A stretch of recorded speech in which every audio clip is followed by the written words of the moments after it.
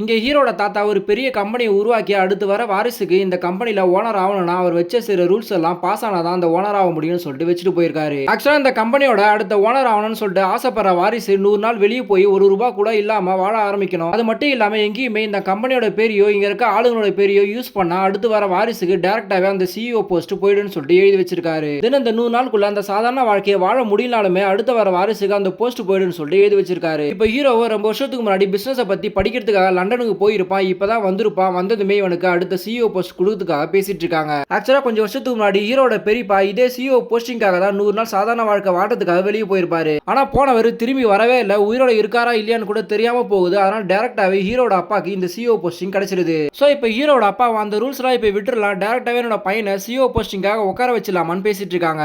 But ஹீரோட பெரியம்மா இதே சிஇஓ போஸ்டிங்காக தான் என்னோட ஹஸ்பண்ட் வெளியே போனவர் இப்ப வரைக்குமே திரும்ப வரல. அதனால அவங்க பையனுக்கு மட்டும் ஈஸியா கிடைச்சிடக்கூடாதுன்னு சொல்லிட்டு இருக்காங்க. ஆக்சுவலா இவங்களுக்குமே ஒரு பையன் இருக்கா. சோ ஹீரோவால முடியலன்னா அவங்க பையனை சிஇஓ ஆக்கலாம்னு சொல்லிட்டு ஆசைப்பட்டு இருக்காங்க. பட் அவனை சிஇஓ சீட்ல உட்கார வச்சு அந்த கம்பெனி உருப்படாதுன்னு ஹீரோவை தான் எல்லாருமே சிஇஓ ஆக்கலாம்னு சொல்லிட்டு முடிவு பண்ணி வச்சிருப்பாங்க.